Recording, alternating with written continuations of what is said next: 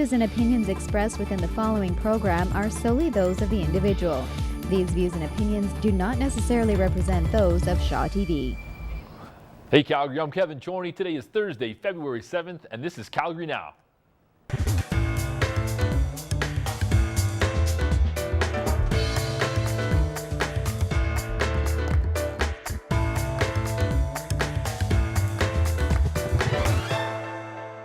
No Calgarian will begrudge visitors for thinking of good old steak and potatoes when considering what the city has to offer food-wise, but it's likely they'll be surprised when they do a bit of research on the city's current culinary scene. Gone are the days when it was just steakhouses and chained restaurants. Nowadays, Calgary's food landscape is peppered with a diverse range of restaurants covering all types of ethnic cuisine and restaurants garnering awards and recognition for their focus on locally sourced ingredients and quality creations. With popular Food Network programs coming to the city to showcase everything from donuts to our burgeoning food trucks, has Calgary arrived on the international food scene? If you've called Calgary home for over a decade, you've no doubt witnessed the culinary progression in our city. We've gone from off the radar to most definitely on the map when it comes to our eateries. Calgary now attracts restaurant ventures owned by some of the best and brightest chefs in our country, and from all over the world for that matter. The cuisine choices available to us have evolved from safe and expected to innovative and creative. The number of ethnic restaurants has skyrocketed, and on a broader spectrum, no longer are we limited to a select few delicious and well thought out menus. We're actually busting at the seams with them. So what happened? Is it simple economics, or perhaps our diverse cultural background? Whatever the case, it would seem our culinary scene will continue to swell like many of our bellies. We've got a panel of guests tonight more than qualified to spill the beans on what's in Calgary's food scene. As always, we welcome you to join the discussion over the phone at 403-539-6710 or on Twitter at Calgary Now Show. Stay with us. I haven't been in Calgary long enough to really appreciate the change in the food culture in the city. I live in South Calgary, so there's not much diversity there anyways. A good deal for me is $5 pizza, Little Caesars. I think the exotic food is becoming normal. If you see the Vietnamese places or the Chinese places, it's not really adding to the food culture, I would say, anymore. And that's all I really encounter. If I wanted to spend more money than I have, or on a very special occasion, I could go downtown to experience some quote-unquote good food, but I think a lot of that is a matter of perspective. Welcome back to the show. Tonight we have Connie D'Souza from CharP Roast House, Linda Garson from Culinary Magazine, and Paul Rogalski from Rouge. Thank you all so much for being here. Appreciate it, guys. Thanks a lot. Thanks for having us. Let's take a minute, introduce yourselves. Let me know where you're from. Start with you, Connie. I'm Connie. I know Paul and Linda very well. I'm one of the co-chefs and co-owners of CharP Roast House. Perfect. Yourself, Paul? Paul Rogalski. I am the Chief Culinary Officer. I know that's kind of a funny title, but it's... Yeah, it does. I don't know if it really is. But I am part owner in Rouge Restaurant in Inglewood, and we're just in the process of opening up Bistro Rouge in Southwest Calgary. Busy guy then. Busy guy. Good for you, Paul. Good times, though. Yeah, it sounds like it. Linda? I'm Linda. Please excuse my voice. But I'm Linda. I'm the editor-in-chief and publisher of Calgary magazine. And most people know me as Vine and Dine. Fine and Dine. Vine and Dine, Tell me yes. about Fine and Dine. Well, why don't you Vine tell and me Dine about is that food and wine pairing events all over the city, maybe 15, 18 events a month. 15, 18 a month? Yeah, public events in different restaurants. We run Vine and Dine at CharP when they first opened. It was fabulous. It's a tight community, it seems, isn't it? Yeah. That it is. Very small. Yeah. So let's get right to it then. Why Calgary? As restaurant owners, why Calgary? Is it just simple economics? Or is there more to our city that's bringing, not only you guys to do what you do, but other entrepreneurs as well? Go ahead, Connie. I think for myself, we have 4 owners in CharP. There's myself and John, who are both chefs, and our spouses, Jean-Francois and Carrie, run the front of the house.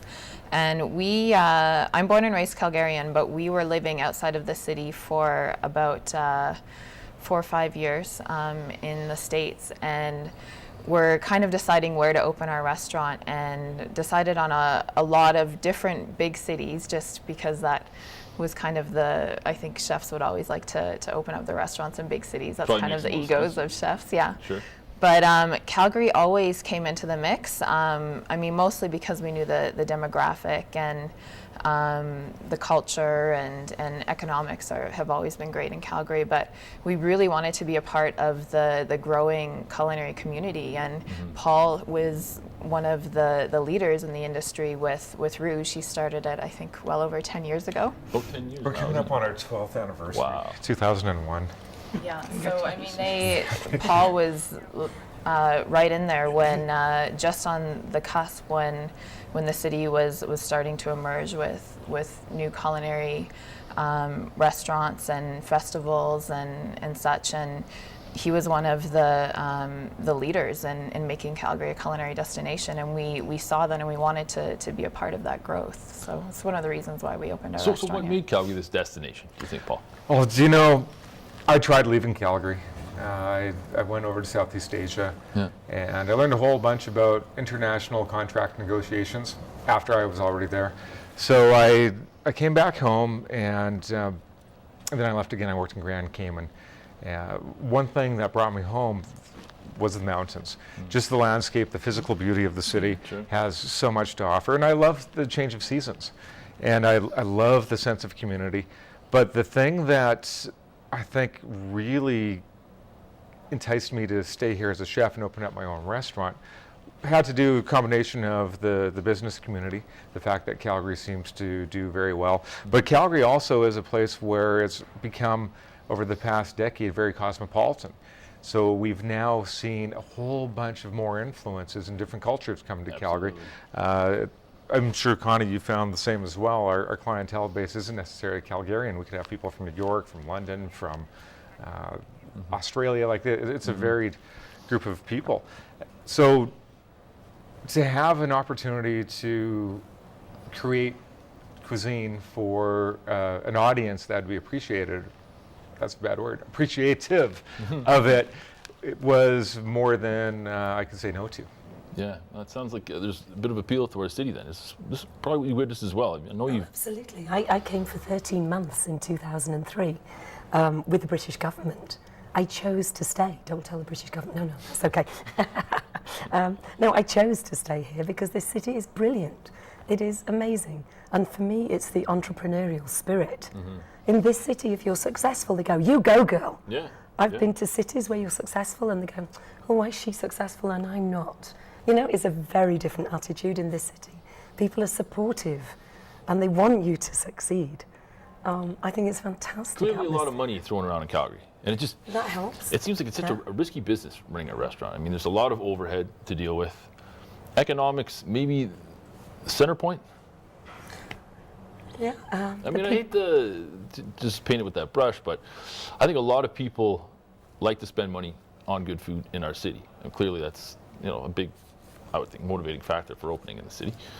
I think people, when I first came, and I'm not being funny, not being Calgarian, but people were definitely a little bit more cowboy, and yet they have the money to be sophisticated and want to be sophisticated, and they need people like Paul and Connie to come along and help them be sophisticated and spend the money on good stuff, and that's a huge difference. Yeah, that's true. People are very willing. Show me how.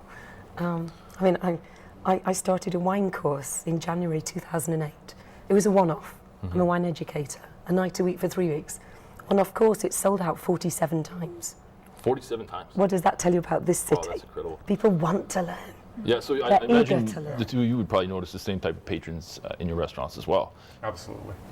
Yeah, the one thing I'd like to add to what you're saying, though, and I know there's seldom an opportunity to travel. So traveling gives you perspective. Coming back home to Calgary, you appreciate what we have, and the energy that Calgary has is huge. But one of the things that I'm very proud of for our city and for our culinary community is the fact that as chefs, there's such a strong community of us that work together. And, most other places you go and it's very competitive, and most chefs don't communicate. They're very guarded with their trade secrets. And we have a community where I can call up Connie, or I can call up John, or I can call up another chef and say, "Do you know what? I don't know how to make this. Can you help me out?" And there's no one hanging up the phone saying, this guy's an idiot. He doesn't know how to make this. Yeah, literally. That's And how it works in Calgary. yeah. So together we're making each other better and proud of it. Yeah, it sounds like it. I've never seen a city very for collaborative. I collaboration would, like this. yeah, to speak to Paul's comment, we just hosted an event called CharP potluck, and we invited 100 chefs, and every single chef showed up on a Saturday night just to cook together and to raise money for a That's local amazing. cause. So That's phenomenal. yeah, That it was- is, though, isn't There's it? not So, many cities. no, I'm just. It sounds like I know you definitely traveled, Paul, Connie, yourself, I would imagine as well. A lot, yes. This doesn't happen in London, does it? This doesn't happen in the UK. Sorry, Manchester, pardon me. Not this collaborative spirit. No, I not don't close. think you get all these chefs banding together to do joint events So what is it? and raising everybody's. Is it a civic pride thing? Do we want to be known as having good food in our city, and Absolutely. hence the camaraderie? Yeah. Or is it? Is this something That else? has something to do with it. I think we're all very proud of Calgary, and we want to showcase that Calgary is becoming a culinary destination. And Yeah. when people think of culinary destinations in Canada, they automatically think of cities like cities of Vancouver, Montreal, Toronto. Vancouver, Toronto, and we really want Calgary to be a part of I think that everybody culinary does, scene. Yeah. right? I mean, the more that we can be known for, yeah, absolutely. Absolutely. I think it's fascinating. I really had no idea that was the case. So let me ask you this then. When you get together, 100 chefs under one roof, what sort of ideas spawn from that? What do you take away from that kind of camaraderie? Gosh, anything goes, literally sometimes. But I mean, trade information, even if it comes down to just telling stories about how your business is doing and maybe marketing ideas, from that end to recipes to sometimes just brainstorming creation. As collaborative Pretty cool. ideas, concepts, it all fuels this vision of Calgary being something special. And I think who wins is the dining customer. Absolutely. Yeah, I would agree. Local ingredients. Now, lately it seems in Calgary there's been a huge push, at least that I was there. I'll say lately, you could probably speak to it a bit more advanced, but how important are local ingredients to a superior dish? Or is it just, a bit of restaurant chic? I've heard that term kicked around as well. I know you have a garden. we can both both answer on that I think one. Paul is probably one of the leaders in the industry for starting the whole local movement. But using a local product means that you have to use it in season.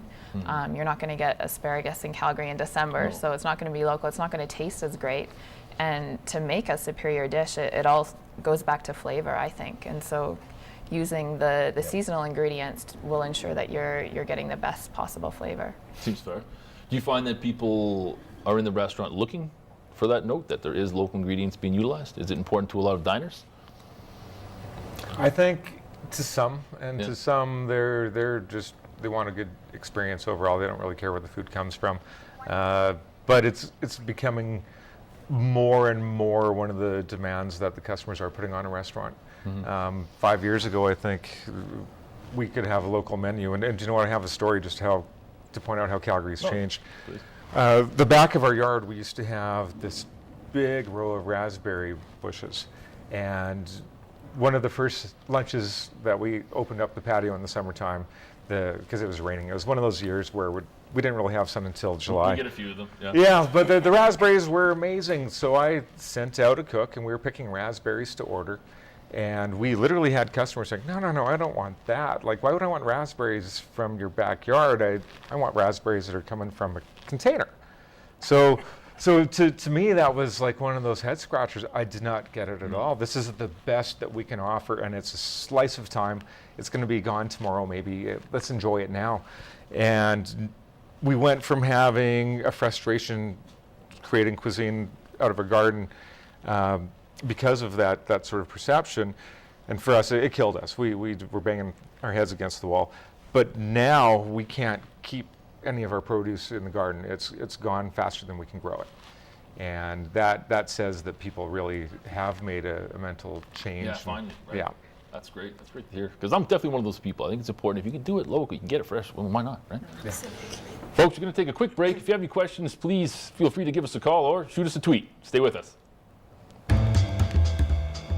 Price of food in Calgary is great. Having fun? The price of So far, so food good. for value food, like Vietnamese subs, like pho, you can find all of that stuff really cheap.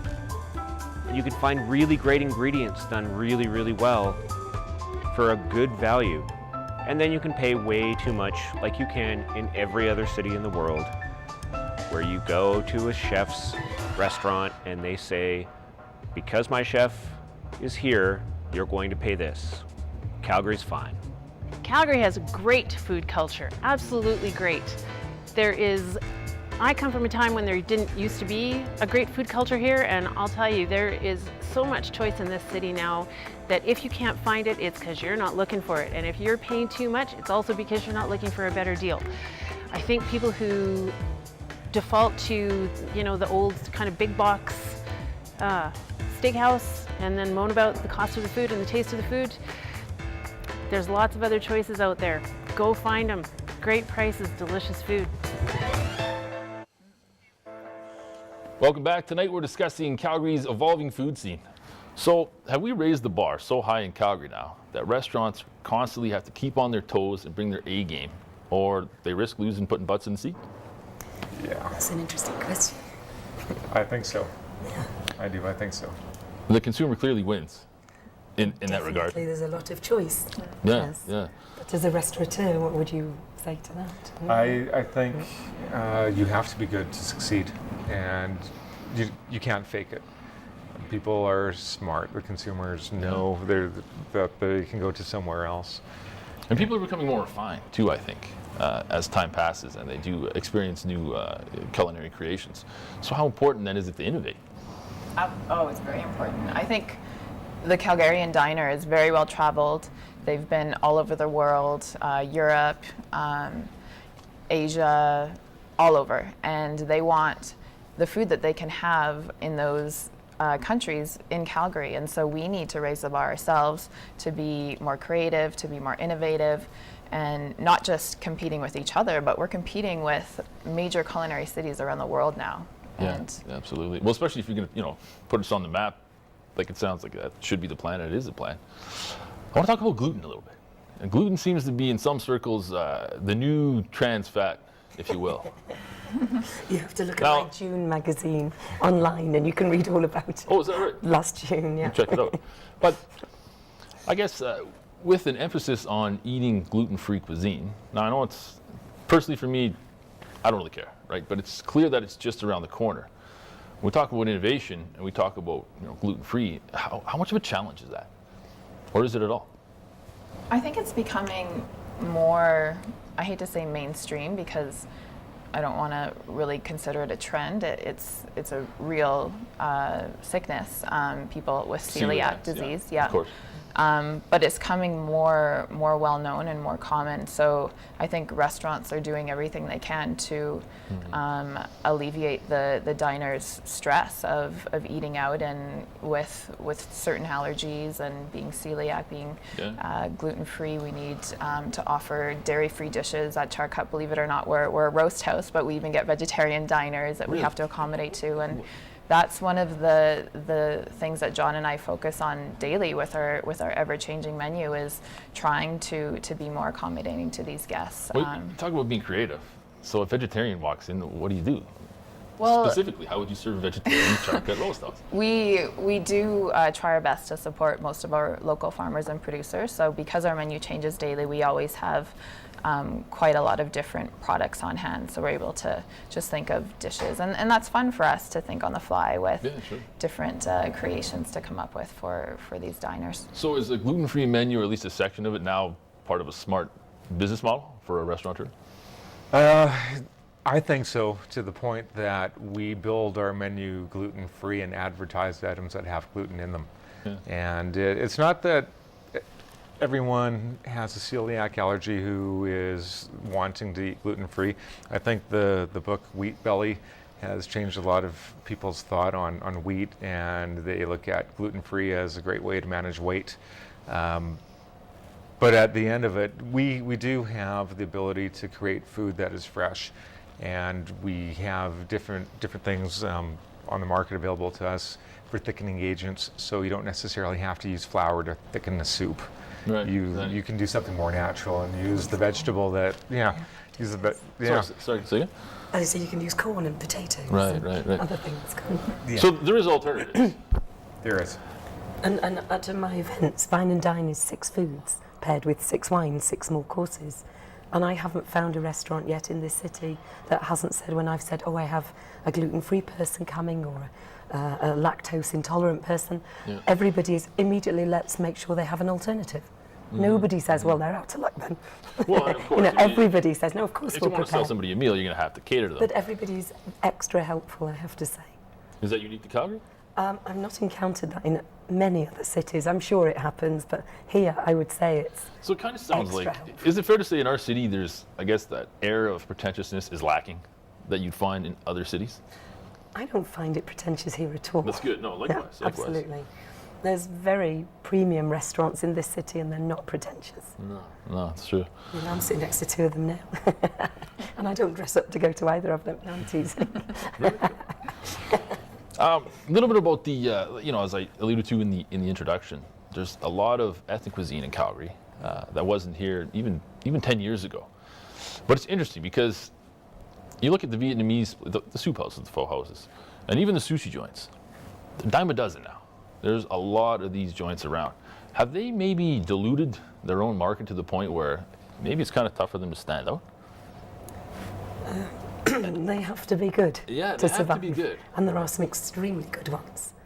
It could be tough, maybe for the mum and pop ones, I don't know, the ones that maybe haven't got the capital behind them to push them forward, because there's a lot of competition. The reason I ask the question is, as our food scene does continue to grow, I mean, I'm sure you're confident in what you do, but I know you do have the camaraderie, but is that competition, is there maybe a risk of diluting our scene to the point where it looks a lot like, I guess our scene as a whole, but the faux joints, again, stick out in my head, because they're everywhere. I mean, they're literally everywhere. Is there any thought given to that, or you just keep on rolling, keep creating, make sure you're at the top of your game, doing the best that you can, and just hope that things will take care of itself from there? Well, that's definitely how we handle it. We just make sure that we're the best that we can be, and I think that's the number one defense. I do believe there's a threshold, though, where there can be too many restaurants for a population base, and I don't know what that magic number is, but I worry, I look back to 2007, and there was a whole lot of great restaurants, but as soon as the economy went flat a little bit, not that it happened, but a lot of people were expecting some casualties. And luckily, I don't think it did happen here in Calgary, but you hear stories about everywhere else where great restaurants just can't keep the doors open anymore because they don't have the customers coming in. Yeah, exactly. We have 7 new restaurants opening in the next few weeks in this city. Well, Paul's got one of them. Paul has one, and there's 6 more different. So I didn't really look at the numbers. So on average per year, how many restaurants do you think open up in Calgary?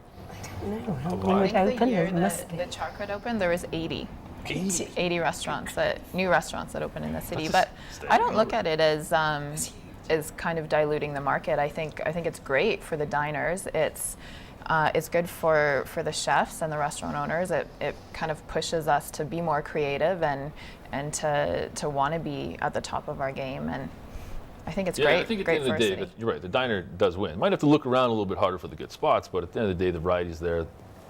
Diner wins. I love it when I find a little kind of hidden gem, like kind of tucked away, and you almost want to keep it to yourself because you don't want to tell anyone else how great the food is. Like our friend Roy at Anjou, he's had his place for about 4 years ago, and I remember when not a lot of people knew about it, and we used to go there late night for snacks and wanted to keep it to ourselves because we didn't want anyone else to know. So. There's a person who's an innovator. Modern Korean. Yeah. Oh, is that right? Yeah. I haven't been by. Oh, You have to. 9th Street, yeah. Okay, we'll talk after the show. Give you the details. Yeah, but no, very innovative.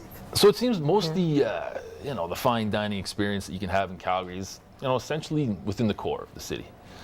Now, I know you can probably speak to this a little bit, Paul, with the restaurant opening up in the West Hills area, but suburbia, I mean, there's plenty of people out there.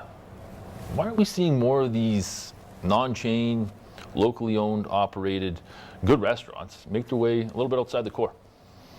I can answer that one pretty quick.